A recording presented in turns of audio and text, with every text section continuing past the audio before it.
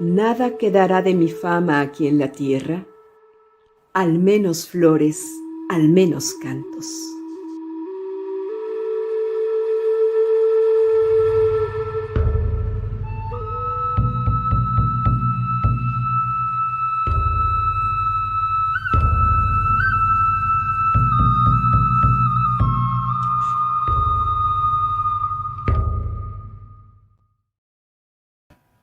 ¿Qué tal? Muy buenas tardes.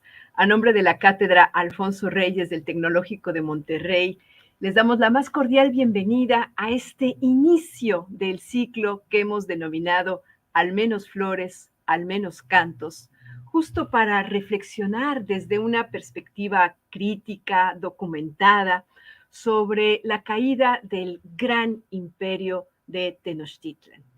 Y lo haremos durante esta semana, durante estos 5 días, desde diversas perspectivas. Por supuesto que hablaremos de sus protagonistas, hablaremos de Moctezuma, de Cortés, de la Malitzin, pero también hablaremos de las narrativas hegemónicas, de sus mitos, de las narrativas marginales y también reflexionaremos desde la perspectiva de las artes, desde la perspectiva de la música, del entramado sonoro previo mesoamericano, de la música novohispana, de los villancicos, de la poesía, de las artes escénicas, de las representaciones gráficas en los mapas y códices. Es decir, desde todo lo que conforma ese universo simbólico que siembra las bases de este entramado que hoy llamamos México. Y para iniciar nuestro ciclo, pues hemos convocado al arqueólogo y antropólogo más importante que tenemos en nuestro país, uno de los más reconocidos a nivel internacional, nuestro muy querido amigo Eduardo Matos Moctezuma, a quien agradecemos profundamente que haya aceptado la invitación para hablarnos el día de hoy de Tenochtitlan, la ciudad imperial. Y para presentar a Eduardo e introducirnos en el tema, los dejo en la compañía de Marcela Bertrán Bravo, quien es también antropóloga y directora de la Biblioteca Miguel de Cervantes Saavedra, mejor conocida como la Cervantina del Tecnológico de Monterrey. Marcela, muchísimas gracias por tu presencia y el micrófono es tuyo. Muchas gracias, Ana Laura. Agradezco profundamente la invitación de la Cátedra Alfonso Reyes para presentar al eminente invitado de esta tarde. Comienzo ya con mi pequeña presentación. En su libro Aquestas son de México las señas, María José Rodilla contrapone diversas voces relacionadas con la Ciudad de México Tenochtitlan.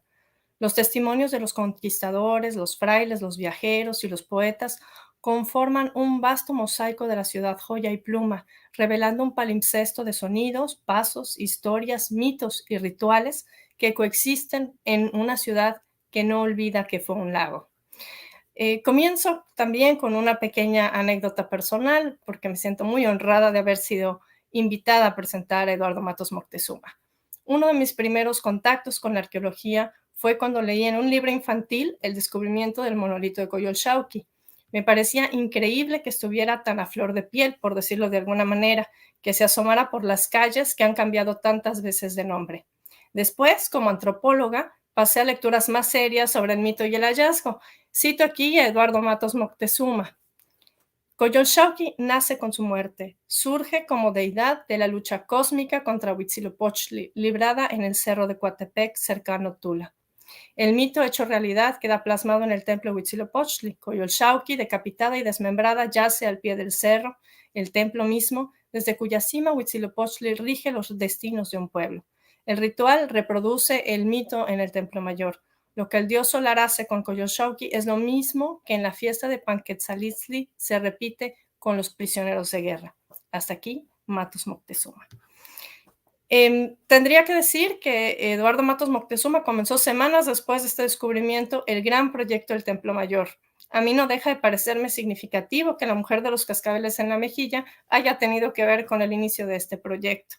A lo largo de su trabajo arqueológico, Matos Moctezuma ha ido develando varias capas de estos vestigios palimpsésticos de múltiples sentidos, traduciendo para nosotros qué significan las imágenes en las piedras, su organización, qué significaban para los mexicas, qué ofrendas colocaban, cómo se recreaban los mitos.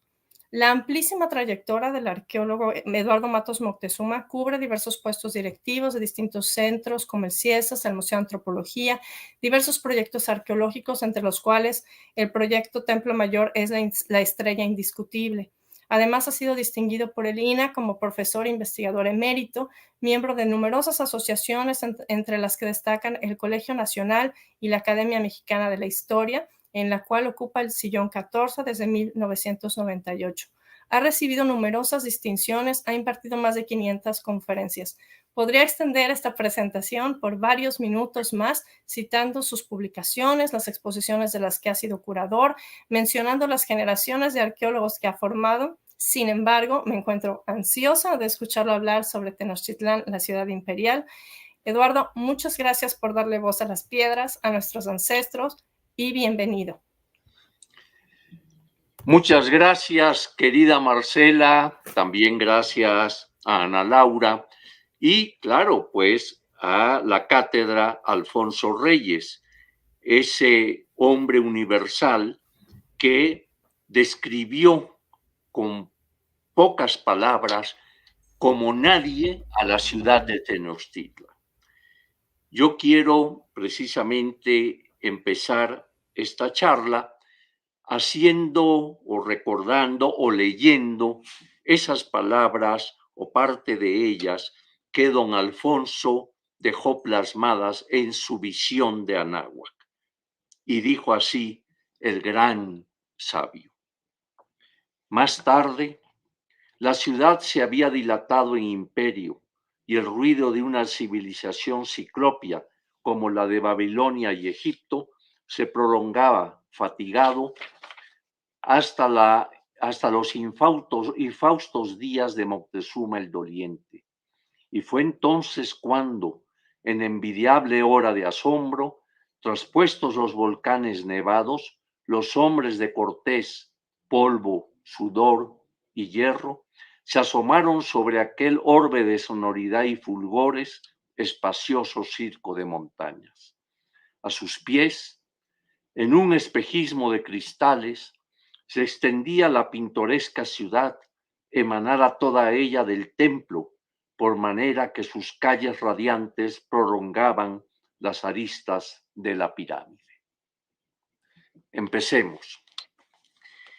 Bueno, el tema del que voy a hablar hoy, Tenochtitlan, la ciudad imperial, obviamente se refiere a aquella ciudad que, fundada en 1325, va a durar alrededor de 200 años hasta que finalmente va a ser conquistada junto con la ciudad vecina de Tlatelolco por los conquistadores españoles y miles de contingentes indígenas que apoyaban a la armada de Cortés. Entonces, ¿qué mejor que comenzar con uno de los primeros planos que se hicieron de una ciudad de lo que sería poco después la Nueva España? Y es aquel plano que mandó hacer Cortés y que publicó en 1524 en Alemania. Y ese plano nos muestra, como ustedes pueden observar, a la ciudad Tenochca, es decir, la ciudad de Tenochtitlan, cuyo centro fundamental lo vemos presente, agrandado de una manera, digamos, muy relevante, ya que allí pues se encuentra el recinto sagrado de la ciudad.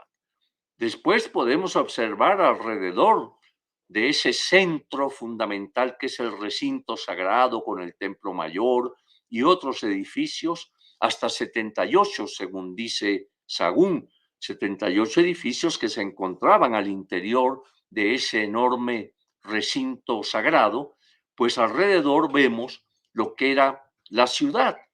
Y algo que podemos observar es que por su ubicación en medio del lago de Texcoco, pues está llena de ductos de agua que era por donde transitaban las canoas, que era el mejor medio de transporte dentro de la ciudad y del lago mismo. Entonces, como decíamos, rodeando al recinto sagrado, vemos lo que he denominado el recinto, digamos, de habitación de los hombres. En tanto que el recinto sagrado es esa parte sagrada, esa gran plaza de Tenochtitlan, se constituye en el lugar de habitación de los dioses. Alrededor de él se va a conformar la ciudad como habitación de los hombres. Entonces, pues podemos observar cómo el lago mismo, rodea a la ciudad, pero también se incluye, y la pueden ustedes observar un poquito, digamos, arriba de Tenochtitlan, hay una pequeña plaza que corresponde a esa ciudad también mexica, también hecha por aztecas, de Tlatelolco.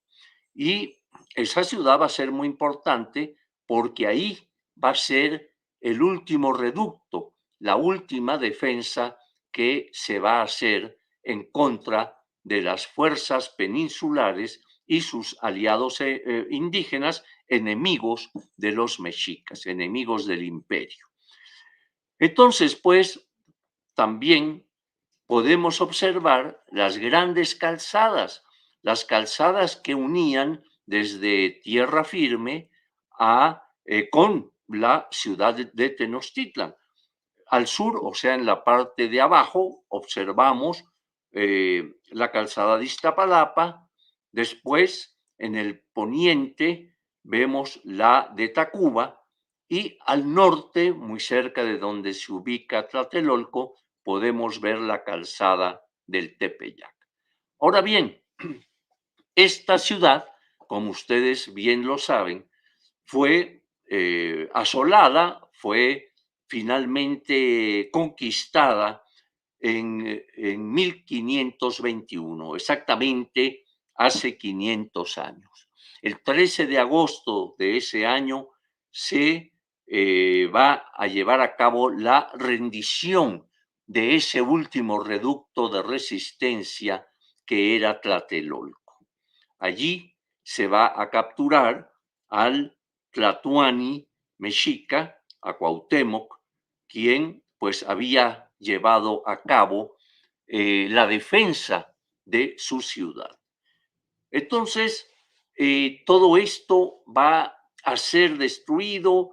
Cortés, con una visión política muy interesante, va a establecer la capital de la Nueva España precisamente sobre las ruinas de las ciudades mexicas, de Tenochtitlan y Tlatelolco. ¿Por qué hace esto? Pues, como digo, por un aspecto político, ya que los demás pueblos mesoamericanos conocían el poderío del imperio mexica, ahora reducido y sojuzgado por españoles y indígenas que lo apoyaban. Entonces, quiere así conservar pues la presencia, aprovechar aquella presencia de Tenochtitlan y marcar una nueva presencia de la capital, diríamos, hispana. Y allí pues se va a erigir la nueva ciudad. Pero esa nueva ciudad, sus edificios, iglesias, conventos, casas de los conquistadores, etcétera, se va a erigir, como decíamos, a partir de los vestigios del, digamos, ya asolados de la ciudad de Tenochtitlan. Se va a aprovechar la materia prima, se va a aprovechar las antiguas esculturas para de ellas transformar y hacer las bases y las columnas coloniales y aprovechar toda esa materia prima que venía de los escombros de la destrucción de las dos grandes ciudades mexicas. Entonces, yo he dicho en algún momento que aunque los dioses ya eran otros, sin embargo la mano de obra indígena era la misma. Era esta mano de obra ahora ya también explotada por los peninsulares, la que va a erigir a través o con el esfuerzo, con su trabajo, etcétera, a la nueva ciudad novohispana. Entonces, así las cosas, vemos cómo esta ciudad que estamos observando va a pasar a transformarse en lo que va a ser la capital de esa extensión del imperio español que va a ser ahora la Nueva España. Ahora bien, ¿cómo es que se ha podido llegar a conocer las características de lo que era la antigua o las dos ciudades mexicas? Pues a través de dos áreas del conocimiento.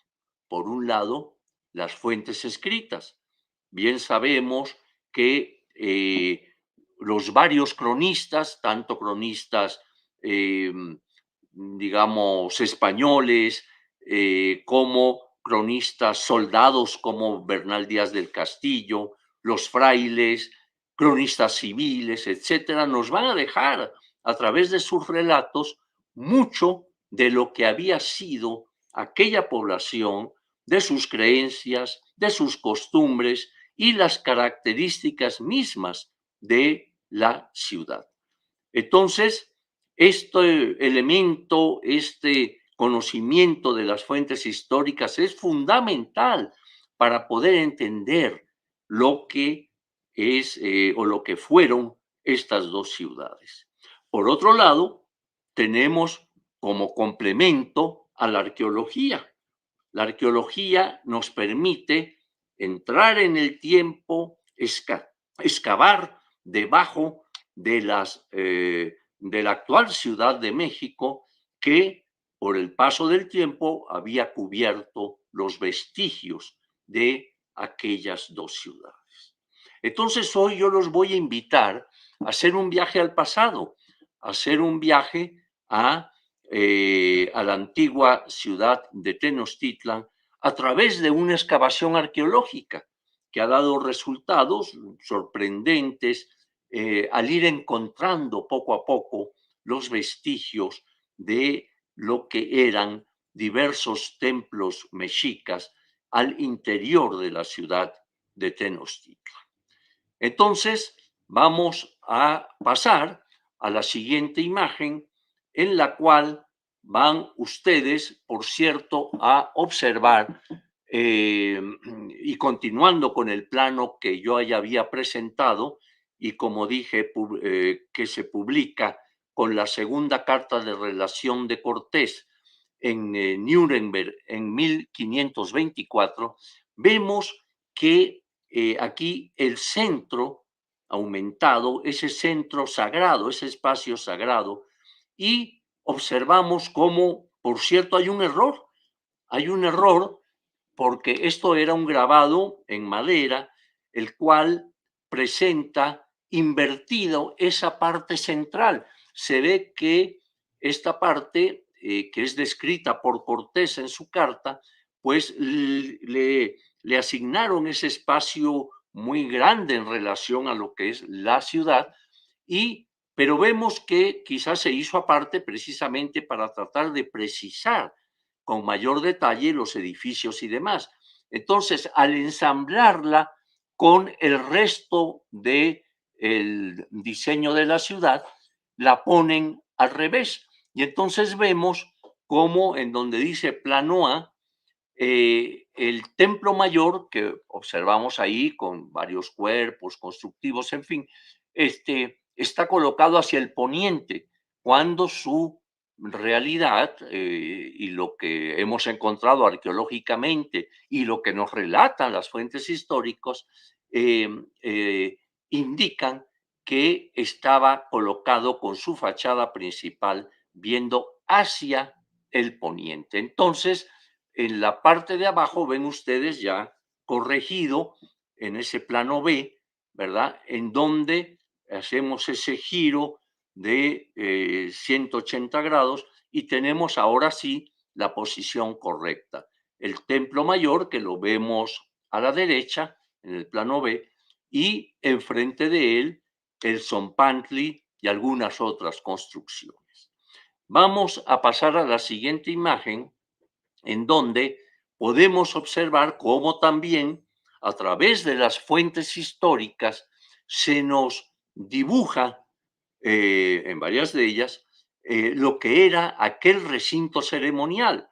Esto ocurre, por ejemplo, con los primeros memoriales de Sahagún, que lo tienen ustedes ahí a la izquierda, en donde observamos ese espacio sagrado con su muro divisorio del espacio profano de habitación de los hombres, ¿verdad?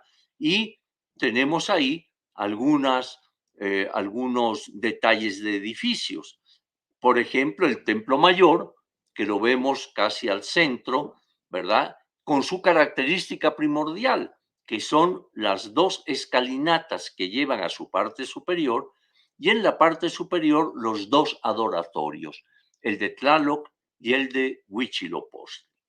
Enfrente de él podemos observar, casi diríamos que al centro de la imagen, a un sacerdote que porta un saumerio. Este sacerdote está colocado, pues apenas se alcanza a ver, sobre un basamento que arqueológicamente hemos encontrado frente al Templo Mayor y que es el Cuauchicalco, que según algunas fuentes corresponde a un edificio en que se enterraban los restos de algunos de los tlatoanis, ¿no? Axayacat, Ahuizot, Tizoc, etcétera, ¿no? Siguiendo hacia abajo, pues, observamos invertido una pequeña imagen del Zompantli con dos pequeños cráneos colocados en él. Y más abajo vemos esa especie de doble T, ¿verdad? En donde, o que significa, o que simboliza el juego de pelota de Tenochtitlan. Al lado de estas imágenes que hemos visto, pues hay otros edificios, otros templos, quizá el Templo del Sol y demás. Claro, todo ello sintetizado, porque como yo decía, Sagún relata que eran hasta 78 edificios que se encontraban dentro del recinto ceremonial. A través del Templo Mayor, de las excavaciones, hemos podido detectar cerca o alrededor de 45 de estos edificios. Ahora bien, a la derecha ven ustedes el plano de Durán, de Fray Diego Durán, un dominico, y podemos observar ahí ya más en detalle cómo dibujaron, cómo pintaron el Templo Mayor. Ahora ya nada más se trata de este edificio, nuevamente con sus dos escaleras de acceso a la parte alta, y ahí vemos los dos adoratorios, a Tlaloc y a Huitzilopochtli, que eran las deidades que se encontraban en la parte superior del Templo Mayor. Uno, Tlaloc, obedeciendo a todo lo relacionado con la producción agrícola, que era una de las bases fundamentales de la economía de Tenochtitlan. En el otro templo estaba Huitzilopochtli, que en este caso lo vemos a la derecha. Allí en el interior del edificio que vemos la imagen de Huitzilopochtli con su escudo y demás, porque era el dios de la guerra. La guerra, es necesario comentarlo, era también un elemento fundamental de la economía mexica. ¿Por qué? Porque a través de la guerra se conquistaban otras regiones, otros pueblos y demás, a los que una vez conquistados se les aplicaba un tributo que en ocasiones era bastante severo y que estos pueblos tenían que enviar ese tributo, por ejemplo, consistente en cargas de maíz, de frijol, de diversos frutos, ¿verdad? De trajes de guerreros, de caracoles, de materia prima de diferente índole, en fin, era un tributo muy, muy severo que se imponía a estos pueblos, lo cual va a ser uno de los factores muy importantes para que al momento de la llegada de Hernán Cortés, los pueblos que estaban sujetos tributariamente al imperio de Tenochca, de Tenochtitlan, pues se unan a los recién llegados, buscando así liberarse del yugo mexica. Entonces vemos cómo entre las causales de la caída de Tenochtitlan y Tlatelolco y del imperio, por lo tanto, pues va a ser precisamente el sometimiento a que tenían sujetos los mexicas a otros pueblos indígenas que de esa manera, uniéndose a Cortés, tratan de lograr su liberación del mexica. Continuemos con otra imagen en donde vamos ya a poder observar el momento del hallazgo de la diosa Coyolxauhqui. Esta deidad lunar representa la luna, ¿verdad? Y que se encuentra precisamente al pie del Templo Mayor del lado de Huitzilopochtli. Aquí vemos el momento del hallazgo, ahí están colegas arqueólogos pertenecientes al Departamento de Salvamento Arqueológico del INAH, que recién encontrada esta imagen, pues se van a dar a la tarea de empezar a excavarla junto con algunas de las ofrendas que acompañaban a la imagen. A la derecha vemos en realidad, en general, el espacio urbano actual, moderno, en el cual se encontró esta monumental escultura de la diosa lunar. En la siguiente imagen vamos ya a ver algunas características del edificio que iba apareciendo. Esto ocurrió, como ustedes saben, el hallazgo de Coyolxauhqui en 1978, hace exactamente 43 años en que dio inicio nuestro proyecto de investigación. Y durante estos 43 años, pues se ha ido avanzando, encontrando una cantidad de vestigios, de restos, se han interpretado, se ha publicado una cantidad de, se han hecho muchísimas publicaciones, desde libros, guías, reseñas, tesis doctorales de maestría y de licenciatura, en fin. Nada más les comento que a la fecha se han publicado alrededor de 1,250 títulos, como decía, tanto desde artículos o reseñas de una página hasta tesis doctorales de 500 páginas, ¿no? Esto da una idea, pues, de que la investigación se ha estado haciendo constantemente y, pues, tratando de dar a conocer los resultados así encontrados a través de la excavación. Entonces, pues, vemos, como decíamos, allí las escaleras, las escalinatas del Templo Mayor, y algo que ustedes pueden notar en la imagen de abajo, en la foto de abajo, es cómo se superponen varias escalinatas, porque el Templo Mayor fue creciendo paulatinamente.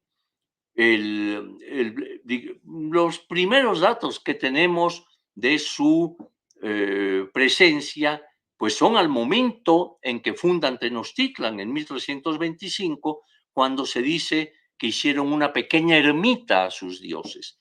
Pero poco a poco y a medida que más tarde el imperio va a ir creciendo, pues el edificio igualmente va a ir, digamos, teniendo una extensión mayor, una altura mayor, y es por eso que vemos allí varias escalinatas, una sobre otra, digamos, porque el edificio estaba, digamos, dando su servicio religioso y demás, pero en el momento que se quería agrandar, se le rellenaba, ¿verdad? Con piedra, sobre todo tesontle y lodo, ¿verdad? Y se tomaba como cimiento el edificio anterior y encima se construía uno nuevo. Y después otro más y otro más. Hemos encontrado 7 agrandamientos del Templo Mayor. En ocasiones, estos agrandamientos corresponden a los diversos tlatoanis o gobernantes que hubo en Tenochtitlan. En la siguiente imagen vamos a poder también ver un aspecto muy interesante, muy importante y a la cual le dimos mucha relevancia, y es este relacionado con la restauración. Lo que va encontrándose, y ustedes ahí ven varios hallazgos, desde escalinatas hasta esculturas como la que está arriba en medio de un chacmol, ¿verdad? En la primera etapa, en la segunda etapa constructiva del Templo Mayor, todo esto ameritaba que un grupo de restauradores fuera preservando el estuco, los colores, los pigmentos que se iban hallando, en fin. Entonces, este equipo hasta la fecha ha funcionado maravillosamente porque han logrado preservar pigmentos, pero no solo de la arquitectura, como vemos aquí, sino también de esculturas, de máscaras, de colores, en fin, una cantidad de materiales muy variados que han sido motivo de ser en ocasiones restaurados para preservarlos en el tiempo. En la siguiente imagen vamos también a poder observar la parte norte del Templo Mayor, o sea, algunos de los otros edificios que conformaban el recinto ceremonial. Lo primero que observan ustedes son allí los pisos al norte del Templo Mayor, y como pueden ver, son varios pisos superpuestos. Esto lo interpretamos porque pensamos que las inundaciones que padecía Tenochtitlan, recuerden que estaba en un medio lacustre, ¿verdad? Y con lluvias y demás, en ocasiones había inundaciones y se relatan en algunas fuentes, lo que motivaba que pusieran un pequeño relleno y fueran subiendo el nivel de los pisos, ¿no? Y lo mismo también lo vemos en algunos edificios. En la siguiente vamos también a poder observar algunos de los hallazgos que se hicieron en el transcurso de las excavaciones. Por ejemplo, esta pieza que ustedes ven es una pieza de alrededor de 1 metro de largo, hecho en un solo bloque de piedra verde. Estas piedras no existían en el centro de México, en el Valle de México. Eran traídas desde las regiones tributarias, especialmente de lo que hoy es el estado de Guerrero. Esta pieza fue estudiada por el doctor Alfredo López Austin y él piensa que corresponde a la diosa del pulque. En la siguiente imagen vamos a continuar observando algunas de las piezas encontradas. Por ejemplo, esta figura que ustedes ven ahí, que me tocó a mí excavarla, y que vean ustedes representa a un dios viejo y del fuego, a Huehueteotl. Huehueteotl, representado además sedente, está sentado, y como ven, porta un gran brasero en la cabeza. Lo interesante de esta pieza es que viene desde la inspiración, diríamos, de figuras del mismo dios Huehueteotl hechos en Teotihuacán, 7 siglos antes o 8 siglos antes. Entonces, el mexica, por cierto, cuando fundan su ciudad de Tenochtitlan, saben que hubo una ciudad ahí. Para ese momento, claro, ya Teotihuacán había sido abandonado, ya había sido cubierto por el tiempo, pero se adivinaban los grandes montículos, el trazo de la calle de los muertos y demás, y el mexica se ve interesado en ir a la ciudad de los dioses, como le denominan, ¿verdad? Teotihuacán, para excavar. O sea, el mexica excava en aquella ciudad, ya como decía yo, cubierta por el tiempo, y empieza a encontrar objetos teotihuacanos, ¿no? Entonces, seguramente encontraron a esta deidad, a Huehueteotl, hecho en tezontle, que abundan en Teotihuacán, ¿verdad? Y les sirve de inspiración para hacer esta figura que ustedes ven, que ya dentro del estilo escultórico mexica, sin embargo, guarda las formas, las características de las antiguas deidades teotihuacanas. Vamos a pasar a la siguiente imagen, en donde podemos observar nuevamente esta característica muy propia del Templo Mayor de los vestigios que fueron apareciendo a lo largo de estos años. Eh, digamos que a la izquierda de la foto, en la parte alta, ven ustedes ahí un techo, una techumbre que colocamos, sobre todo para proteger los restos del templo más antiguo que habíamos encontrado, que correspondía a lo que hemos llamado la etapa 2 del Templo Mayor. Esta etapa 2 la ubicamos cronológicamente más o menos alrededor del año 1390 de nuestra era. Ya después, como ven, empezó a agrandarse el templo hasta llegar ya al momento imperial en que es el que observamos aquí en primer plano, digamos, ¿verdad? En donde ya el edificio cobra dimensiones realmente impactantes y en donde ya el imperio está en pleno apogeo. La siguiente imagen nos va a permitir ver precisamente de esto que hemos venido hablando, el Templo Mayor en esta maqueta,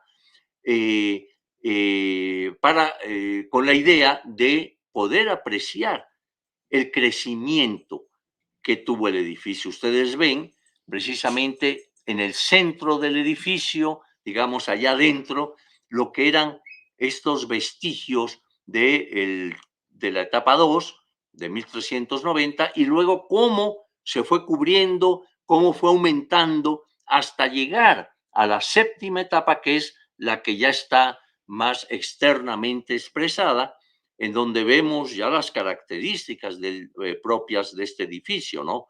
Una gran plataforma sobre la cual se asienta el edificio, las dos escalinatas de acceso a la parte alta, recuerden, todo ello viendo hacia el poniente, hacia donde cae el sol, y en la parte alta esos dos adoratorios dedicados a Tlaloc y Huitzilopochtli que pudimos observar al principio en la imagen de Fray Diego Durán. Hay muchas otras imágenes también del siglo XVI que nos muestran las características del edificio, además que hay descripciones del Templo Mayor. Continuando con nuestro relato, vamos a pasar a un plano, siempre mostrarlos así es un poco confuso, pero en fin, es la planta de esas diversas superposiciones que, por las que pasó el templo hasta el momento de esa séptima y última etapa, que es la que los españoles vieron, es la que ellos vieron y a su vez destruyeron. En la siguiente imagen vamos, bueno, esto es una idea de de las etapas, ahí ven etapa de la 1 abajo hasta las 7, en donde hay diversas interpretaciones de a qué gobernante corresponde cada uno de los agrandamientos. Pero en fin, no nos vamos a detener más, vamos a pasar a la siguiente, en donde vemos algo de lo que ya veníamos platicando. El templo mayor tiene un simbolismo, no solo corresponde, obviamente, a un edificio sagrado, pleno de sacralidad, porque para ellos, para el mexica, el templo mayor era el centro de su universo, ¿no? Por él se podía pasar al inframundo, se podía subir a los niveles celestes, después vamos a ver una imagen, pero ahorita nos detenemos en esta, en la cual podemos ver algo de lo que ya comentábamos, es decir, ¿qué es lo que encierra el templo mayor? Pues en esencia podemos ver reflejado en él lo que era la base económica de Tenochtitlan, ¿no? Ya habíamos comentado cómo la agricultura y la guerra, o sea, Tlaloc y Huitzilopochtli, eran las deidades que presidían la parte alta del templo mayor. ¿Y cómo se expresaba todo esto? Pues a través de la arquitectura misma, de las festividades, de los rituales, de sacrificios, de ofrendas, en fin. O sea que ven ustedes que no solo era el máximo exponente de la religión mexica, sino que a la vez tenía todo un contenido de, en este caso, económico, etcétera, etcétera.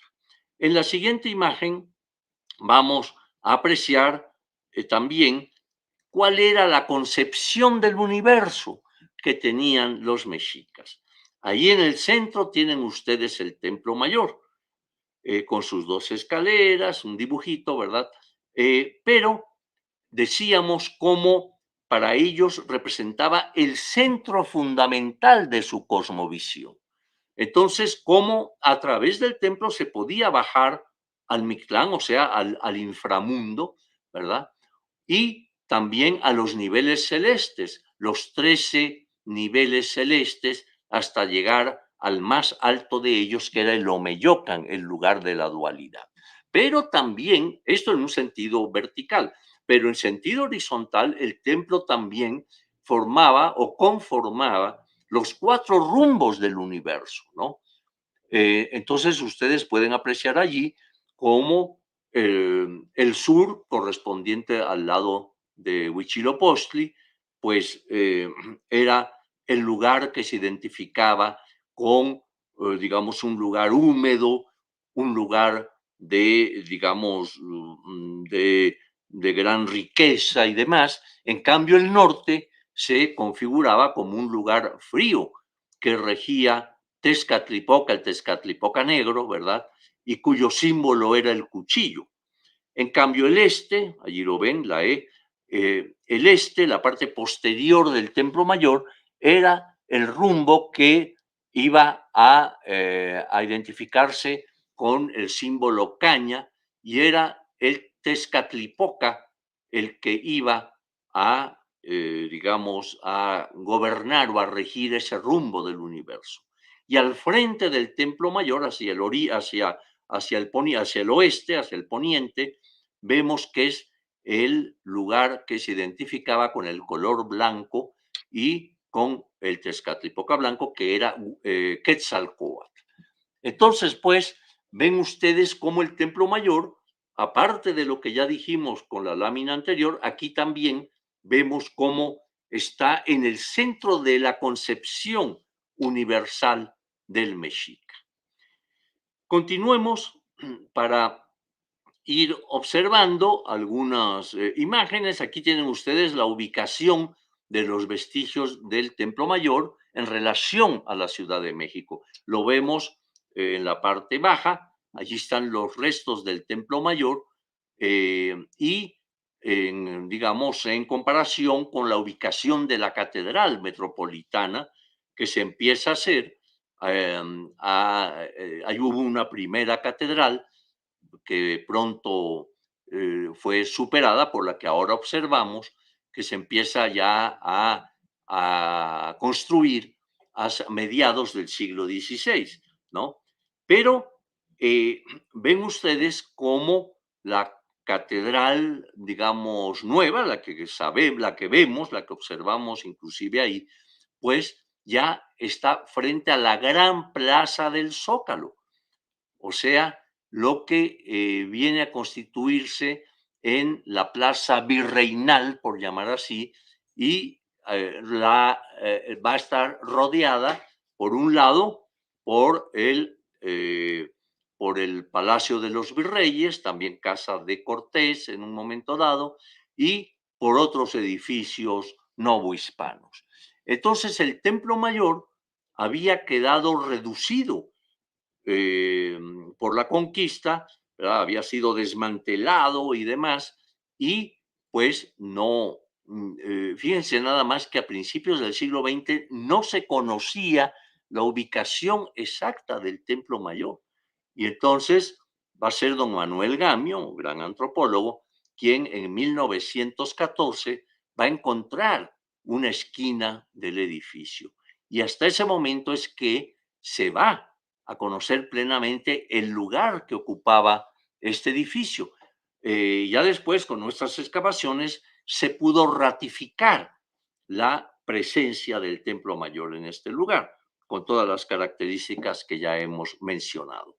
Pero fíjense cómo no había quedado vestigio de él a partir del siglo XVI, en que es reducido totalmente el edificio, y esto obedece también a esa lucha ideológica que se va a dar entre lo que los frailes consideraban obra del demonio, o sea, todo el pensamiento antiguo, todo el pensamiento prehispánico, ¿verdad? Los edificios, los templos, que eran obra del demonio, y ellos pues decían ser portadores de la buena nueva, de la verdadera religión, etcétera. Por lo tanto, van a querer borrar esa obra del demonio para construir la obra cristiana. Y entonces es cuando van a aprovechar muchas de las piedras de los edificios del Templo Mayor y otros edificios circundantes para aprovechar esa materia prima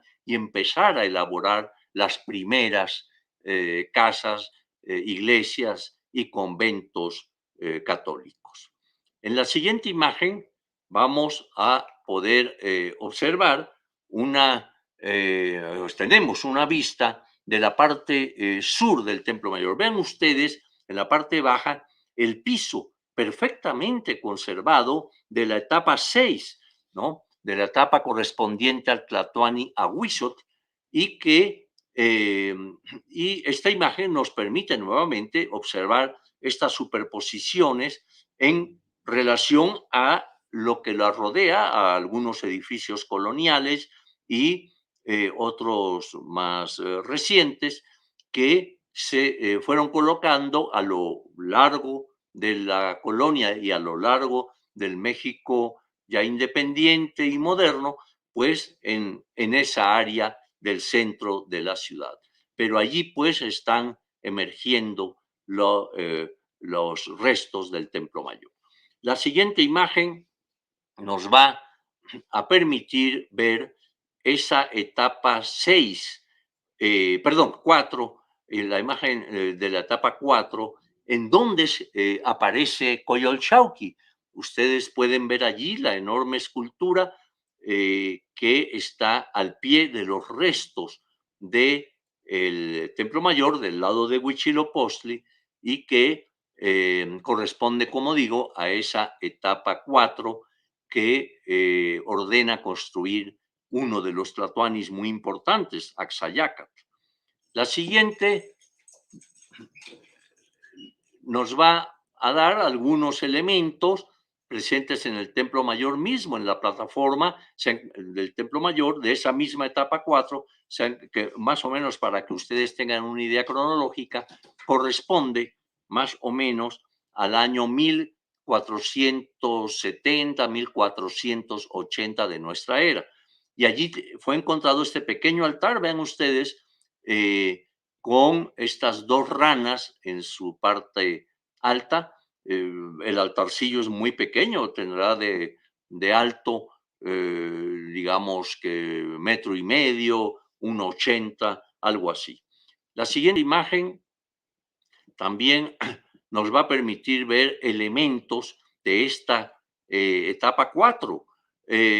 Allí vemos en el costado sur, por ejemplo, y también del lado norte se repite, en el costado sur del Templo Mayor vemos esta imagen, digamos, de una serpiente sobre un pequeño basamento y a sus lados está, digamos, flanqueada esta serpiente por dos braseros que son recipientes en los que se colocaba el copal en determinadas ceremonias. Del lado norte también se repite este elemento, nada más que los braseros son más o menos de este mismo tamaño, pero muestran el rostro del dios Tlaloc en su superficie. La que sigue.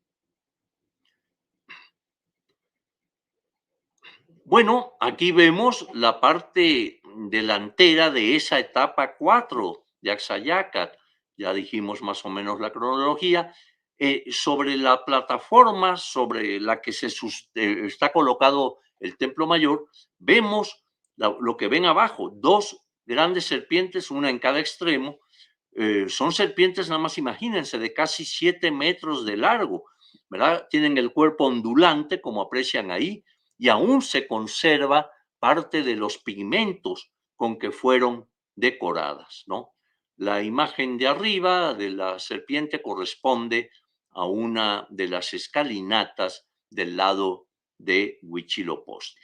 La siguiente imagen también nos va a permitir ver ahora un poco antes, o sea, en la etapa anterior, en la etapa 3, podemos observar esto que ven aquí, o sea, ven ustedes con toda claridad las dos escalinatas más cerca de nosotros y donde están reclinadas estas esculturas es la escalinata que conduce al templo de Huitzilopochtli en esa etapa 3 y al fondo alcanzamos a ver parte de la escalinata que conduce al templo de Tlaloc.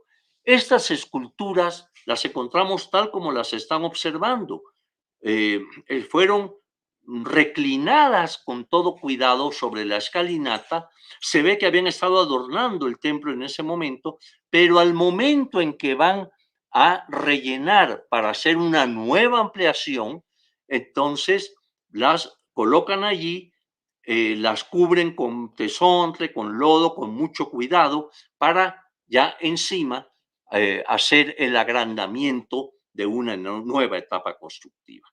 En la siguiente vamos a tener, estamos yendo hacia atrás, en la etapa 2, que ya la habíamos mencionado, más o menos del año 1390, en donde se encontró precisamente ya la parte alta, los dos adoratorios de Tlaloc y Huitzilopochtli.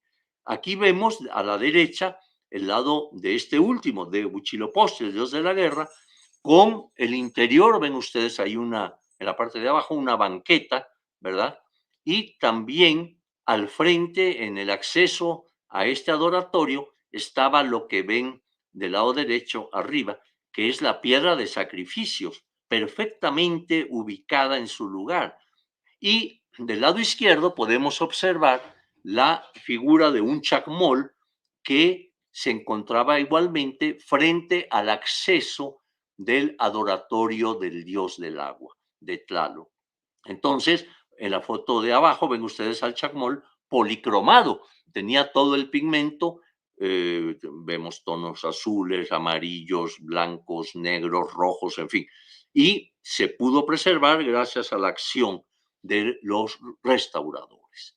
En la siguiente imagen, pues, vamos también ahora a ver estas pinturas, la pintura mural que se ha conservado. Y precisamente en esa etapa 2 de 1390, en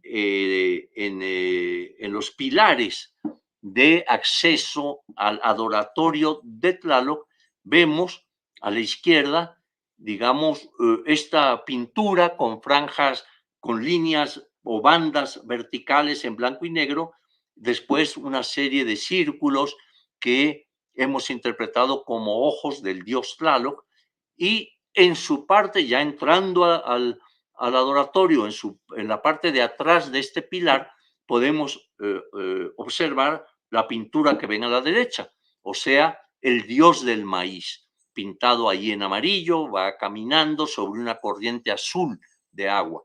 O sea, todo lo relacionado precisamente con el dios Tlaloc, con el dios de la lluvia, de la fertilidad. La que sigue. Bueno, ahora vamos ya a dar un salto a una de las últimas etapas, a la etapa 6 del Templo Mayor, que más o menos correspondería al año 1500 de nuestra era. Allí, al lado norte del Templo Mayor, está el gran piso del lado norte, y allí se encontraron 3 edificios pequeños, estos adoratorios como el que ven aquí. En este caso, es un edificio que, como pueden apreciar, está totalmente decorado con cráneos, uno junto al otro, imitando un zompantli, o sea, esta estructura en la que se colocaban los cráneos de determinados sacrificados.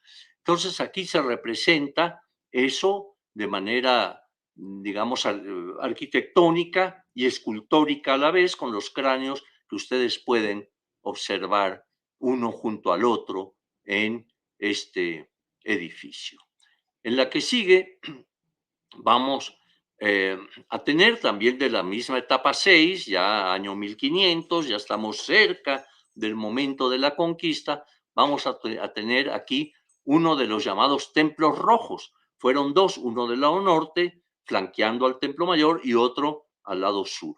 Este es el del lado sur, que ven ustedes que se encontró casi íntegro, todavía conservando además sus colores originales con rojos, blancos, negro, etcétera, y pues que estaba, según se ha estudiado, dedicado, parece ser que a la deidad de la música y demás, a Macuilxóchitl. La que sigue,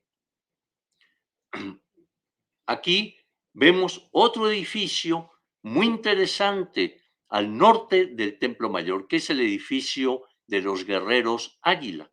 Allí pudimos encontrar prácticamente en muy buenas condiciones el edificio.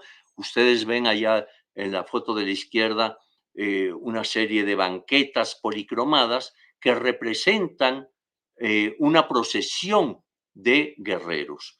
De aquí, por cierto, provienen las esculturas de los guerreros águila, 2 esculturas de 1,70 de alto, hechas en barro y que representan a estos guerreros dedicados al culto de Huitzilopochtli. En la siguiente imagen vamos también a hablar de las ofrendas.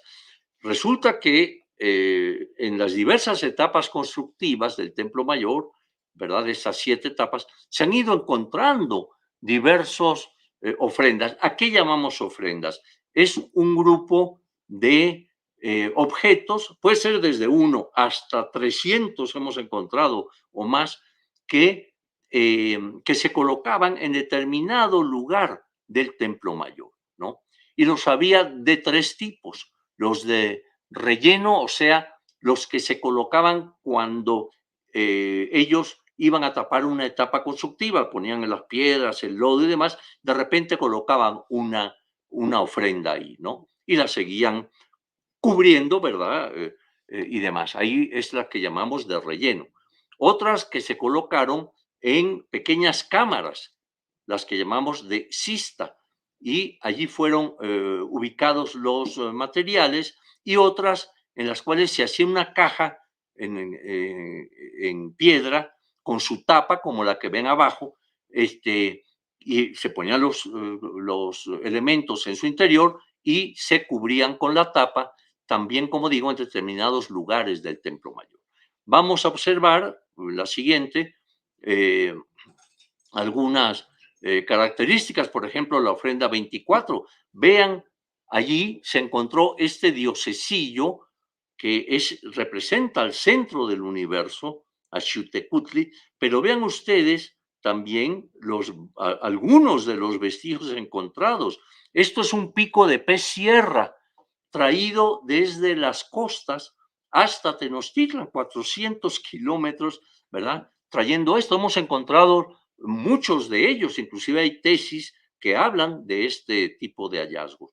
En la siguiente vamos a observar la ofrenda 61, ven ustedes ahí arriba, a la izquierda, cómo se encuentra en general.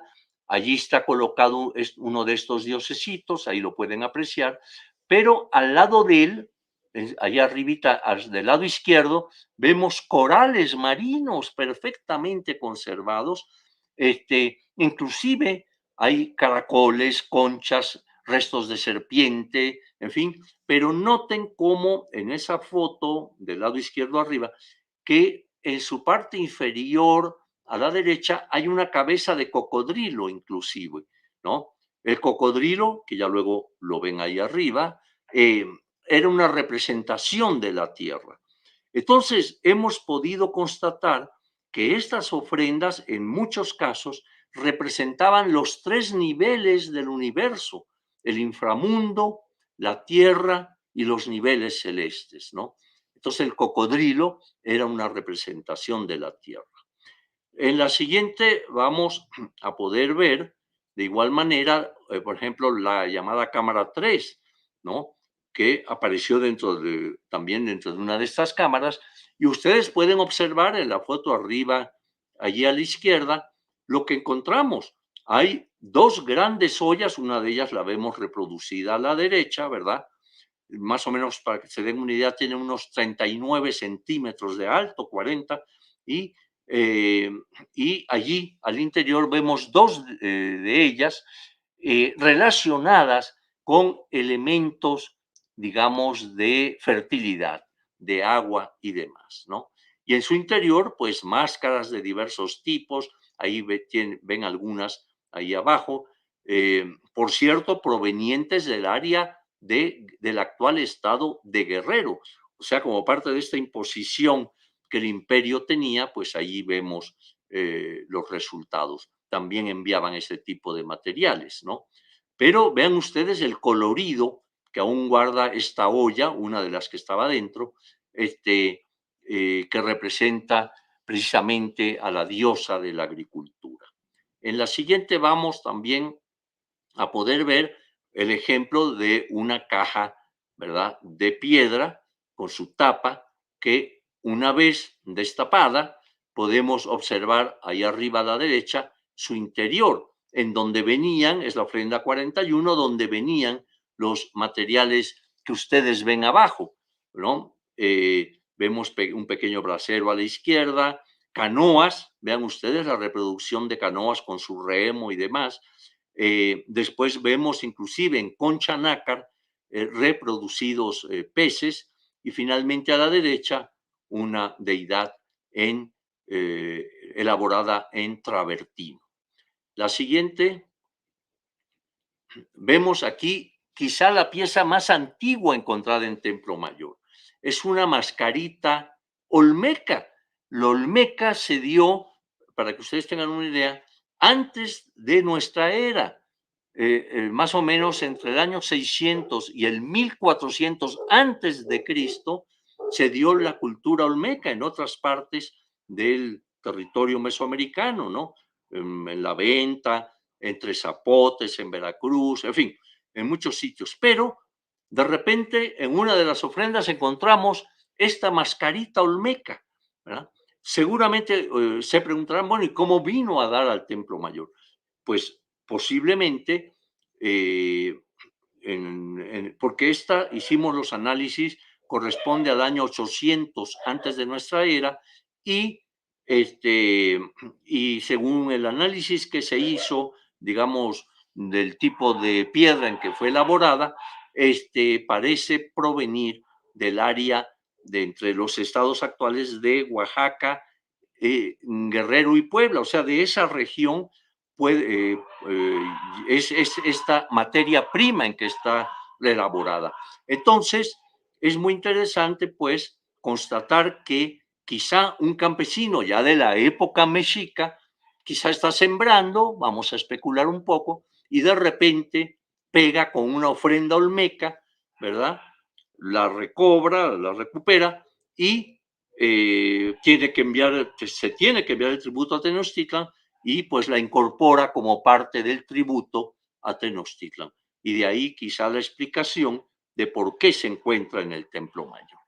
Vamos a ver otras imágenes, también en este caso provenientes del área de Oaxaca, la representación de un Tlaloc. Vean ustedes también la variedad de materiales en que se están manejando. Allí vemos a Tlaloc con sus típicas anteojeras, su bigotera, esta que rodea los colmillos y demás.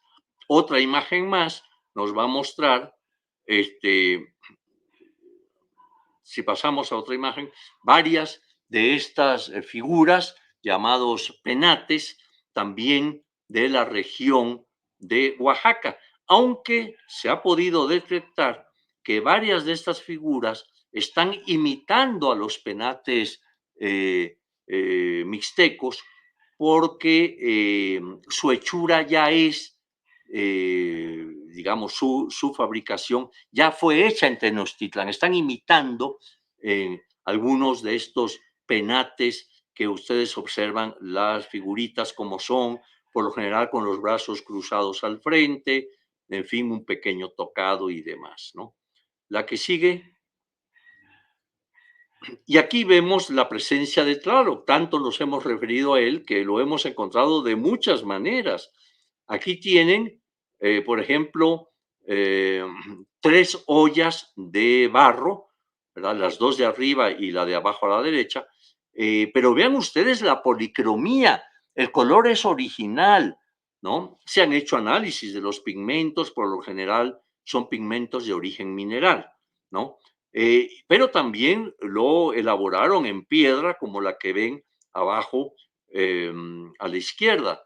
Allí está, pues, Tlaloc presente, obviamente, en el Templo Mayor, puesto que parte del templo estaba, como hemos dicho, dedicado a él.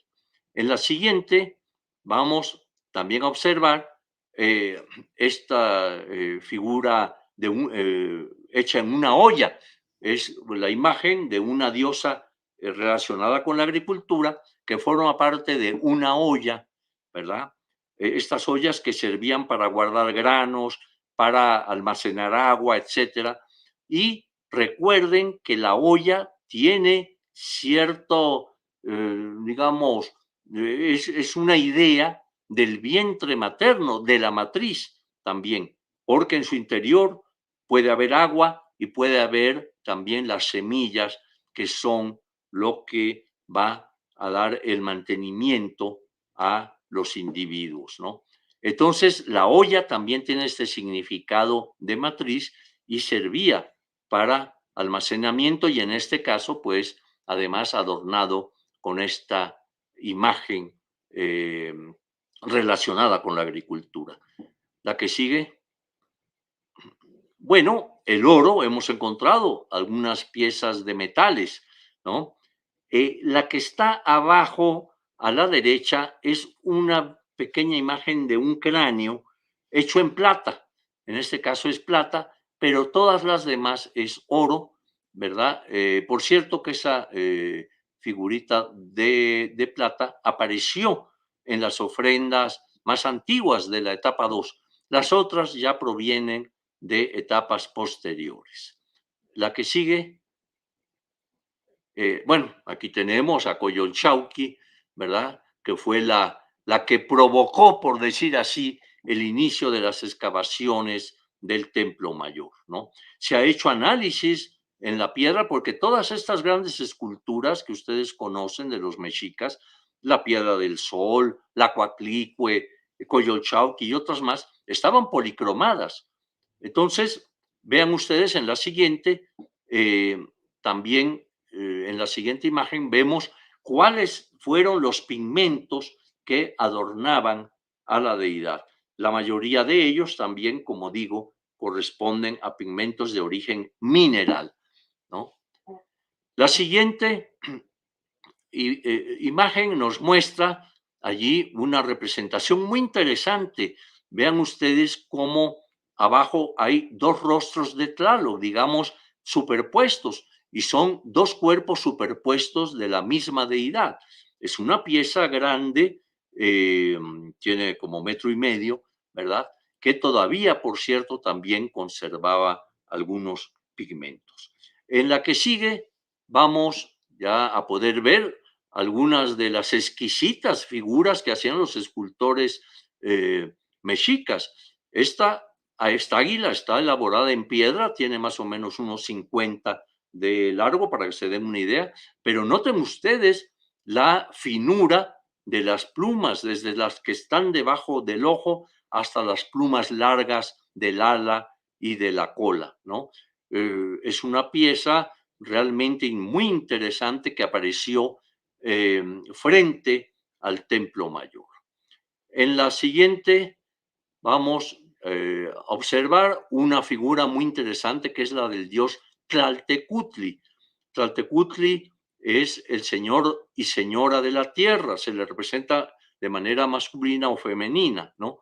Y también ha sido encontrado en el Templo Mayor.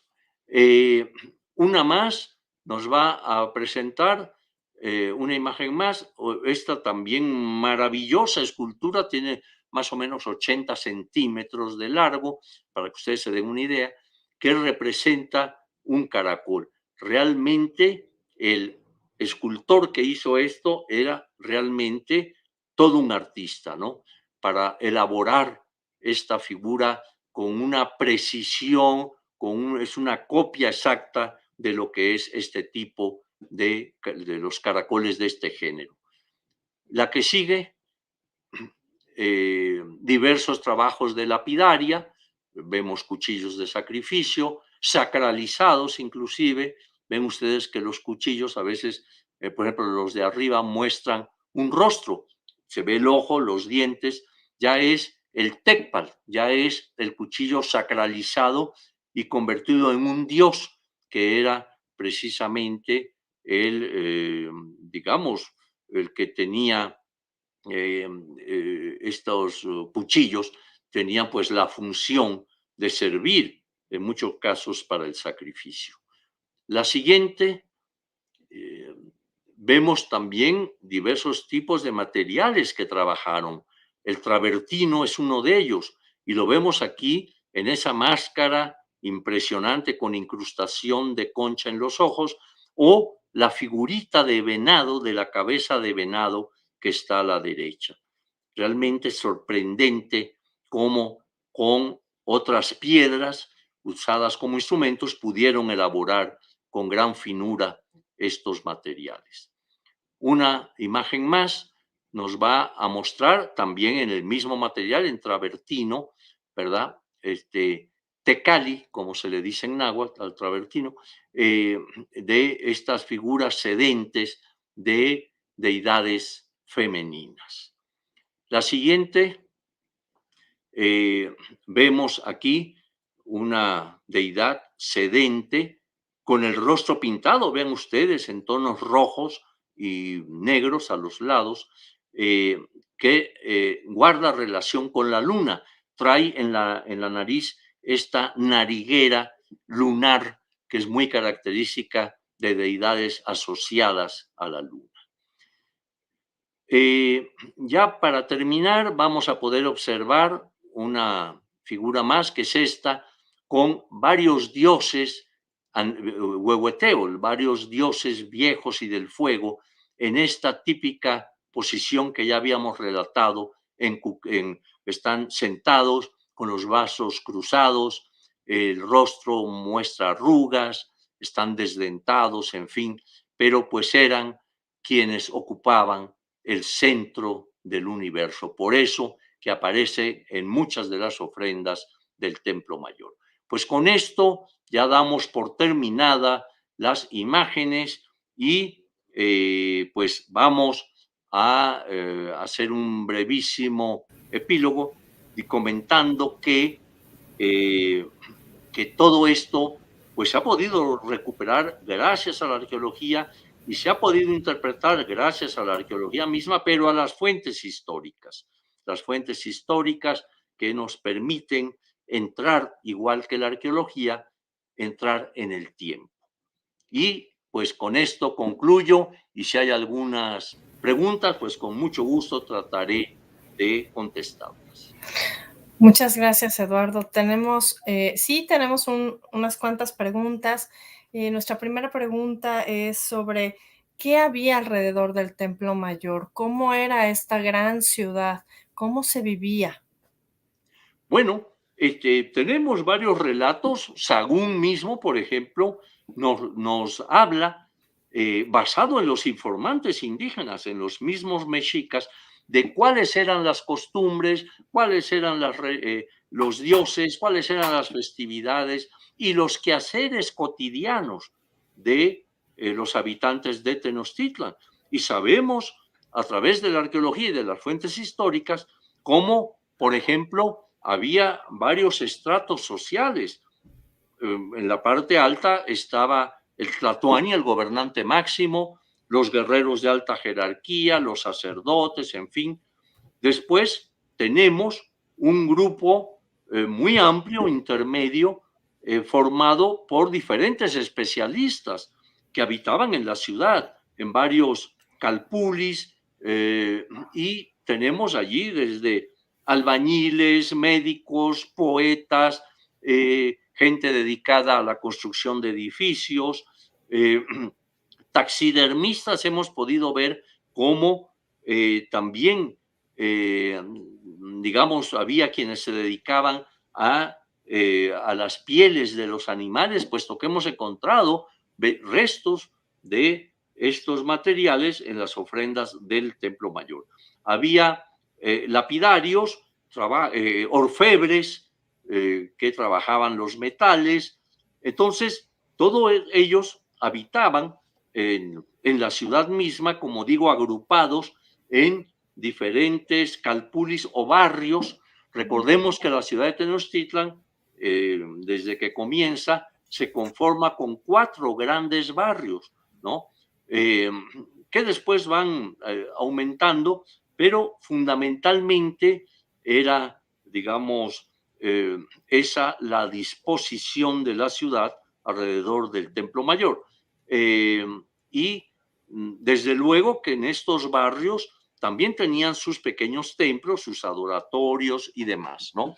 En el Códice Mendocino, inclusive podemos observar lo que era una casa, digamos, del pueblo y, por ejemplo, cómo se lleva a cabo un casamiento, una boda al interior de esta casa, ¿no? Vienen imágenes, igual que vienen imágenes de los nobles, de sus atavíos, etcétera, como de la gente del pueblo, y también de, por ejemplo, el detalle llega hasta los castigos que le aplicaban a niños y niñas si no cumplían con los requisitos que les eran, digamos, con las enseñanzas que se les daba. Si no las practicaban bien, pues eran motivo o sujetos de ser castigados. Y estos castigos iban desde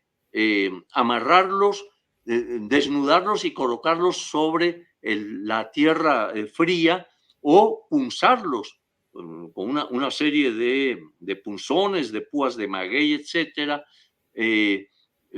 o pegarles con un palo también para corregirlos. O sea, tenemos toda la imagen de lo que era la vida cotidiana. Hay un libro que yo les recomiendo mucho de Jacques Sustel, el cual escribió precisamente acerca de la vida cotidiana de los aztecas. Entonces también, claro, él se basa obviamente en Sagún, en Durán, en muchas fuentes escritas, ¿no? Muchas gracias. Tenemos una pregunta. Vamos a empezar con las preguntas de quienes nos siguen en la transmisión. Una pregunta es la de Ana Magis. Si México Tenochtitlan era el lugar en el centro de la luna y el Templo Mayor era el centro de esta ciudad, ¿el Templo Mayor era el centro de todo el universo náhuatl antiguo? Sí, el Templo Mayor representaba precisamente ese centro, como lo expresé a lo largo de la charla, era ese lugar de la mayor sacralidad, ¿no? Entonces, el Templo Mayor, que era parte fundamental de la ciudad de Tenochtitlan, como digo, él dentro del recinto ceremonial se conformaba en ese espacio sagrado de la ciudad. Una ciudad lacustre en medio de un lago, y una de las interpretaciones que se le ha dado al nombre es precisamente en relación a la luna misma, ¿no? Muchas gracias. Tenemos esta otra pregunta de Daniel Ochoa. ¿Qué podemos concluir de la cosmovisión de los habitantes de esa región por los objetos que se conservan? Bueno, en general, pues todo lo que hemos comentado, es decir, podemos ver esa cosmovisión reflejada desde la presencia del templo mismo, de la ciudad misma, ¿verdad? Con toda la mitología que la envolvían. Recuerden ustedes que había muchos mitos relacionados con la fundación, con lo que era la lucha entre los dioses, entre el sol y la luna, etcétera.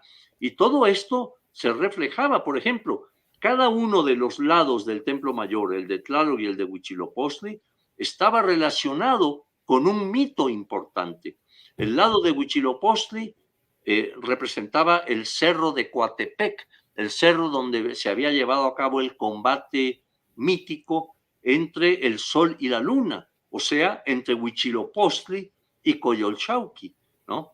En cambio, el lado de Tlaloc, pues algunos hemos interpretado, no todos están de acuerdo, pero algunos hemos interpretado que era el Tonacatépetl, o sea, el lugar en donde era el cerro, la montaña sagrada, donde se guardaban los dones que los dioses, como Tlaloc, etcétera, iban a dar a los individuos. Entonces, esta mitología es muy importante también porque guarda estrecha relación con los edificios, con las formas de colocar las ofrendas, etcétera, etcétera. Muchas gracias. Leo el comentario de Daniel Ochoa, que dice que está escuchando un nombre y una institución. México le debe un profundo agradecimiento por su labor antropológica y arqueológica. Muchas gracias por el comentario. Voy a leer esta pregunta de Javier Martínez. Muchas gracias, maestro Matos. ¿Nos podría relatar si el culto de Iztapapalotl solamente era en Cholula o también había adoratorios en Tenochtitlan? No, desde luego. Era una deidad que se ha encontrado inclusive anterior a Tenochtitlan, por ejemplo, en Tula también, pero en Tenochtitlan exactamente Iztapalotl, la mariposa de obsidiana, tenía también una presencia, y en general en diversos lugares, sobre todo del centro de México, desde luego. Yo tengo una pregunta que está un poco relacionada con estos hallazgos olmecas que mencionaste, Eduardo. ¿Cómo Sí. se ven otros pueblos? Por ejemplo, ¿hay evidencias de hallazgos mayas? Sabemos que hay al revés, ¿no? Pero ¿hay en Tenochtitlan o en alguna de las otras excavaciones? Sí, mira, hemos podido encontrar presencia de culturas anteriores a la de Tenochtitlan. Ya dijimos piezas teotihuacanas, etcétera, traídas desde Teotihuacán acá. Pero también hemos encontrado algún objeto maya, en mucha menor cantidad, porque los mayas no estaban bajo el control mexica, no habían logrado expandirse hasta aquella región, ¿verdad? o sea, el imperio mexica, el imperio de la Triple Alianza, no había logrado conquistar hasta esas regiones. Entonces, sin embargo, sí tenemos alguna presencia de las culturas al sur, en lo que hoy es el estado de Guerrero, de Oaxaca, etcétera. Sí han aparecido algunos materiales dentro de las ofrendas del Templo Mayor. Bueno, pues agradezco muchísimo la invitación a la Cátedra Alfonso Reyes para hacer aquí las preguntas a Eduardo Matos Moctezuma. Agradezco mucho a quienes nos han seguido en esta transmisión y a nombre de la Cátedra Alfonso Reyes, Eduardo, muchas gracias por tus palabras, por esta clase que nos has dado tan didáctica sobre la ciudad imperial. Muchas gracias. Muchas gracias a ustedes, agradezco a la Cátedra Alfonso Reyes y desde luego con mucho gusto cuando quieran, pues damos otra charla sobre otros temas, con mucho gusto. Muchas gracias.